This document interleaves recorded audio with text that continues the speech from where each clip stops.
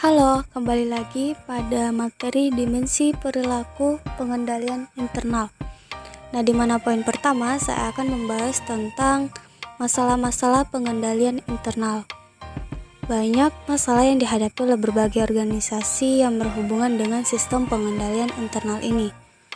Nah, saya akan membahas tentang masalah pengendalian internal ini di dua kasus, yang dimana kasus pertama itu pencurian sediaan dan kasus kedua ada manipulasi data.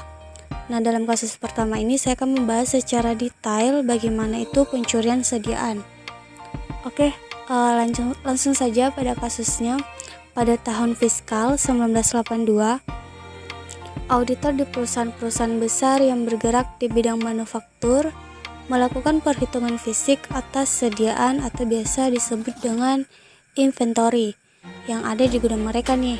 Nah, dalam gudang perusahaan manufaktur tersebut ternyata fakta di lapangan ditemukan bahwa kuantitas sesungguhnya ternyata tidak sesuai dan telah dikurangi kira-kira sebesar 120 US dollar dalam catatan akuntansi perpetual persediaan. Nah, atas kejadian kehilangan sediaan ini, perusahaan membuat atau melakukan penghapusan langsung pada laporan laba rugi mereka pada tahun 1982. Kemudian bagian produksi staf internal audit perusahaan melakukan investigasi atas permasalahan tersebut. Auditor internal menentukan bahwa hilangnya inventory tersebut merupakan tindakan pencurian yang dilakukan oleh tidak lain personel atau mandor. Nah, bagian produksi yang bekerja sama dengan supir atau pihak pengirim barang, pencurian tersebut dilakukan dengan cara memuat tambahan inventory ke dalam kantong-kantong untuk masing-masing beban yang akan diangkat. Kemudian supir tersebut menjual tambahan inventory tersebut ini dan membagi hasilnya dengan mandor produksi. Nah, itu salah satu contoh kasus dalam pengendalian internal yang dimana sering sekali dihadapi oleh perusahaan-perusahaan manufaktur atau perusahaan-perusahaan besar yang lainnya. Mungkin itu saja yang bisa saya bahas kali ini dalam masalah-masalah pengendalian internal. Lebih dan kurangnya saya ucapkan Assalamualaikum warahmatullahi wabarakatuh. Nama saya Andi Ahmad Rizal dan saya akan membahas tentang definisi dan ruang lingkup pengendalian internal serta manfaat dari pengendalian internal itu sendiri.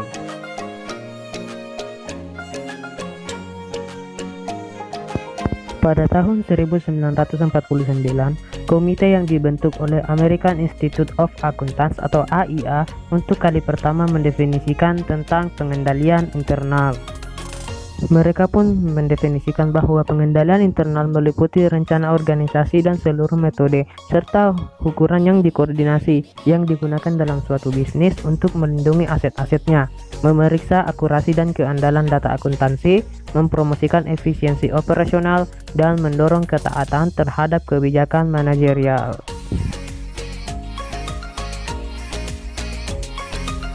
Pada tahun 1958, AICP atau Institut Akuntan Publik Amerika berusaha memperjelas definisi dan ruang lingkup studi pengendalian internal yang diatur dalam standar auditing, yang pengendalian internal dalam arti luas termasuk kendali yang dapat dibedakan dari dua sisi, yaitu pengendalian akuntansi mencakup rencana organisasi, semua metode dan prosedur terutama berkaitan dan berhubungan langsung dengan pengamanan aset dan keandalan catatan keuangan. Yang kedua, pengendalian administratif mencakup rencana organisasi, semua metode dan prosedur terutama berkaitan dengan efisiensi operasional dan kepatuhan kebijakan manajerial dan biasanya berhubungan langsung dengan catatan keuangan.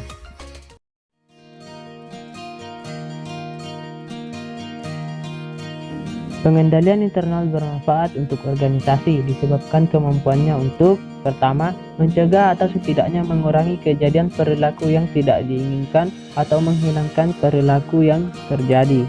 Yang kedua, menurunkan biaya yang tidak diinginkan atau meniadakan biaya yang terjadi. Ketiga, menjaga kekayaan organisasi. Dan yang keempat, memberikan dorongan efisiensi untuk operasional.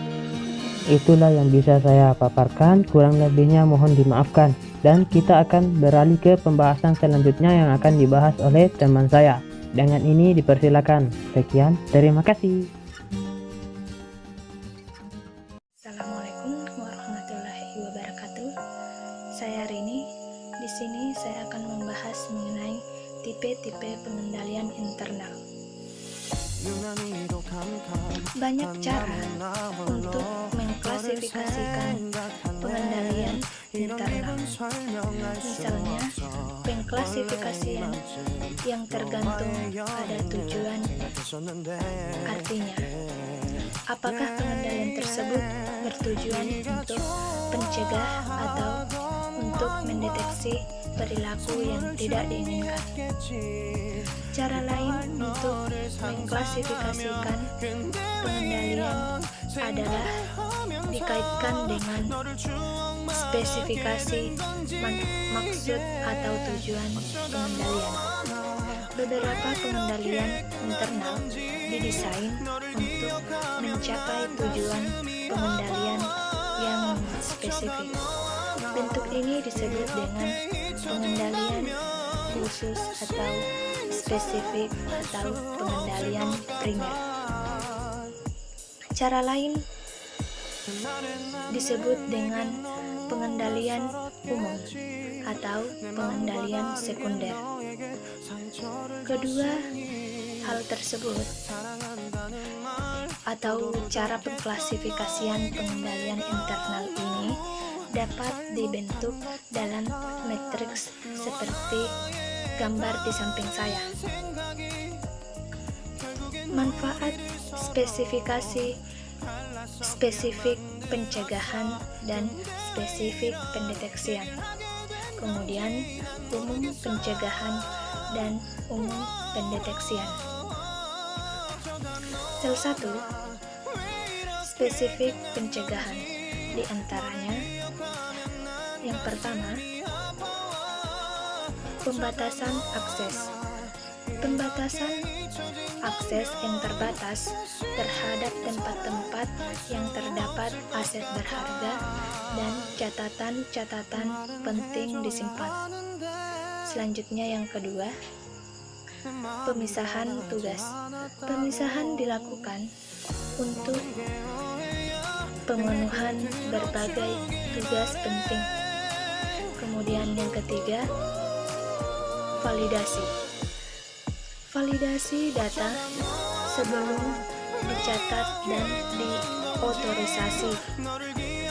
Kemudian sel kedua, spesifik pendeteksian. Yang pertama dilakukan yaitu rekonsiliasi catatan dan fisik. Rekonsiliasi atau perhitungan persediaan secara periodik melalui pencatatan persediaan dan aset tetap berwujud. Selanjutnya yang kedua, penomoran tercatat sebelumnya. Adanya penomoran tercetak sebelumnya yang bersifat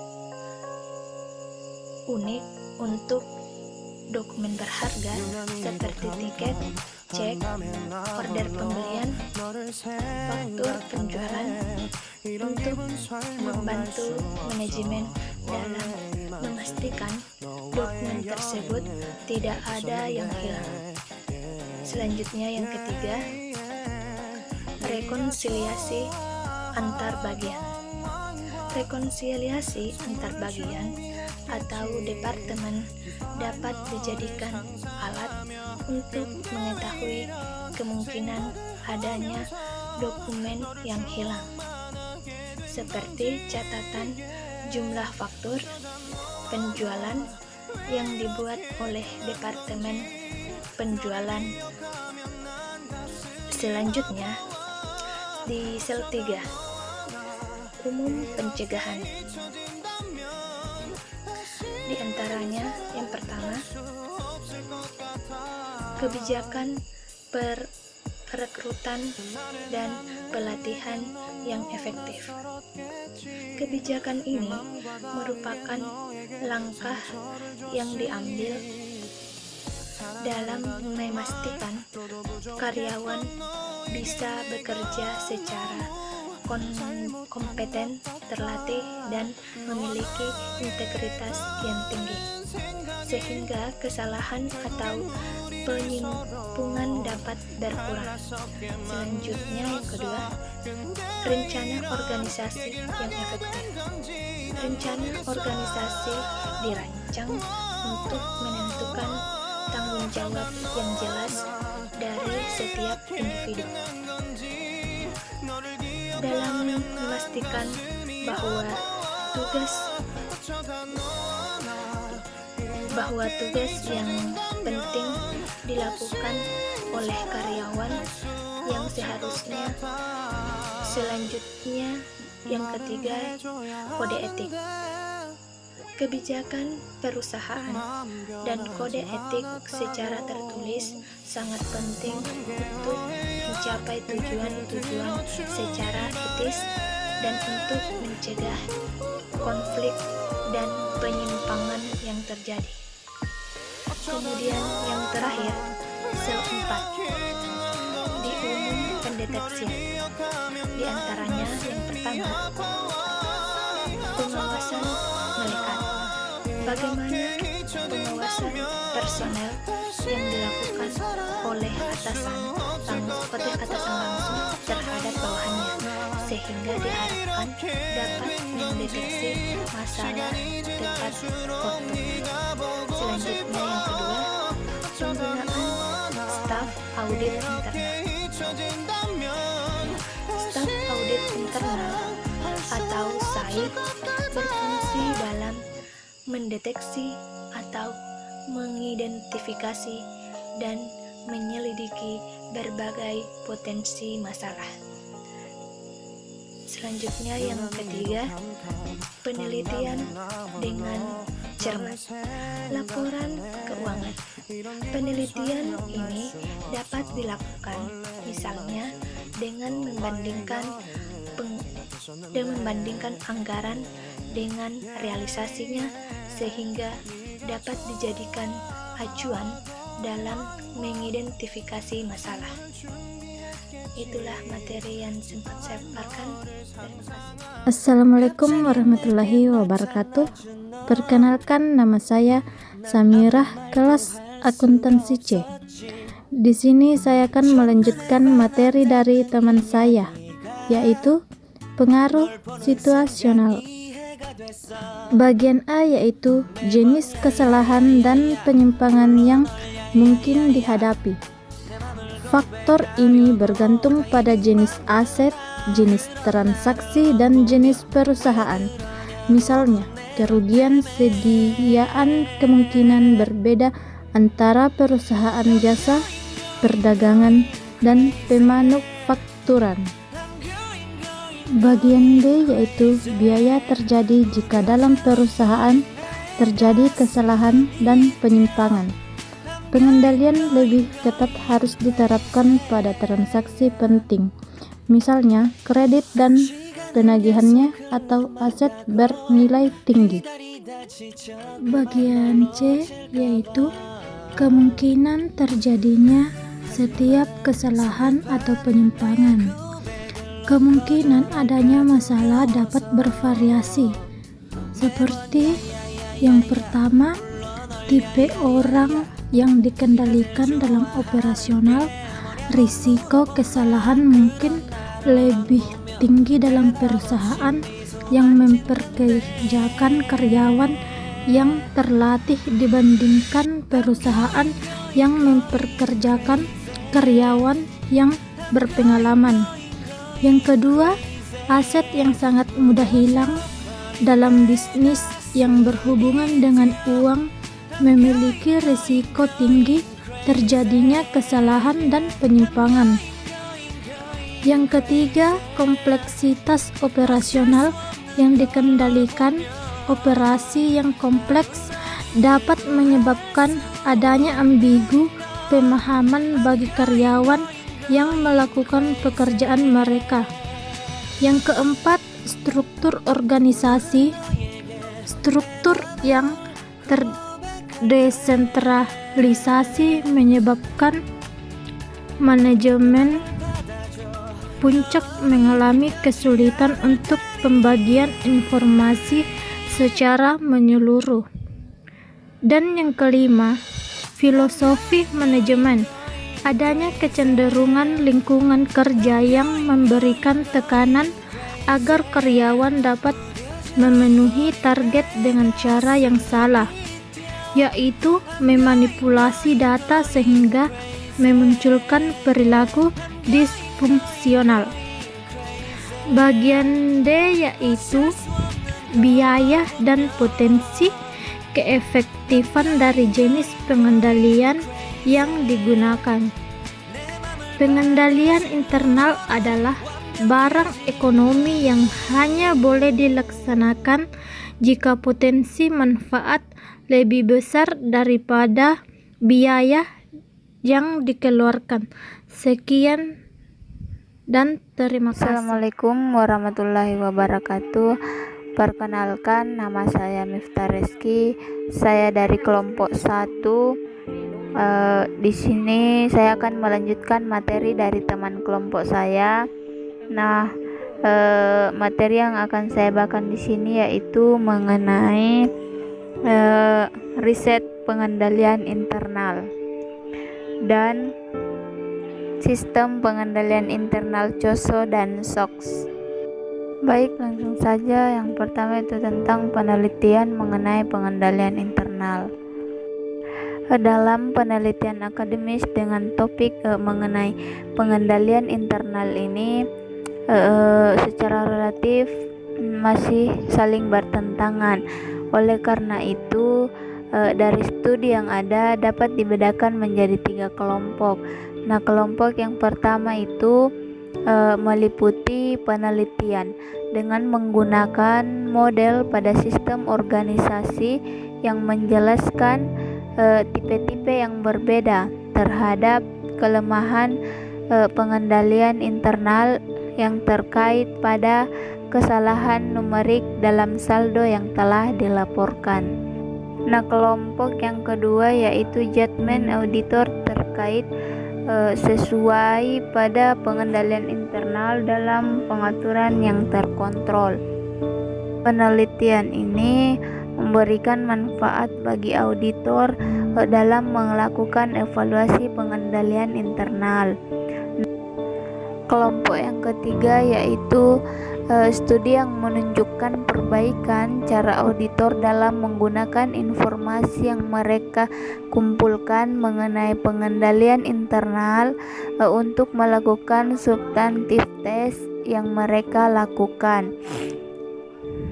Nah, pembahasan yang kedua yaitu pengendalian internal COSO dan SOX.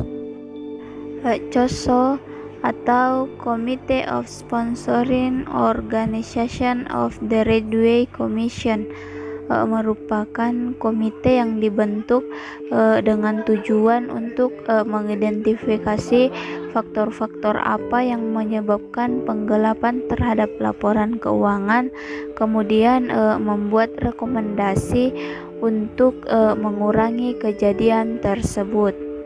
Selanjutnya yaitu SOX atau Sarbanes-Oxley-Act.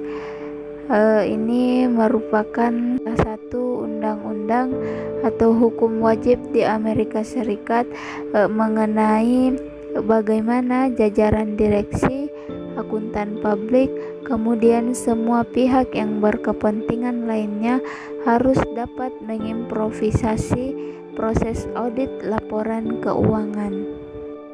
Mungkin itu saja materi dari saya. Saya ucapkan terima kasih. Bila ada kekurangan mohon dimaafkan. Saya akhiri dengan ucapan wassalamualaikum warahmatullahi wabarakatuh.